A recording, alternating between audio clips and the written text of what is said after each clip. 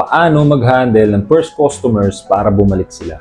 Dahil ang tunay na benta nagsisimula sa repeat buyers. Alam mo ba na hindi sa dami ng unang customers mo yung kita, kundi kung paano mo sila mapapabalik sa'yo. Maraming business owner na tuwan-tuwa kapag may first customer, pero pagtapos nun, tahimik na yung kanilang message. Wala nang kasunod, wala nang repeat orders. Kung ganito yung nangyayari sa'yo, meron tayong paraan dyan para mapabalik natin yung first customers mo at hindi lang last yung kanilang pagbili.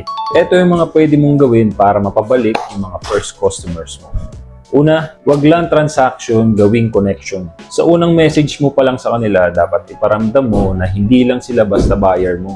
Gumamit ka ng words of affirmation. Salamat sa pagtitiwala, sir, ma'am. Excited kami na makita na suot mo yung aming clothing. Number 2, ibigay mo yung wow factor sa packaging at delivery. Hindi sapat na maganda lang yung designs. Kailangan pati yung experience yan nila maganda. Maayos na packaging, on-time delivery. Kung pwede, maglagay ka ng thank you notes or personalized. Number 3, follow up with care, not pressure. After ilang araw ng delivery, mag-simple follow-up message ka kung, sir, kamusta po ba yung fit? Meron pa po ba kaming ibang maitutulong sa iyo?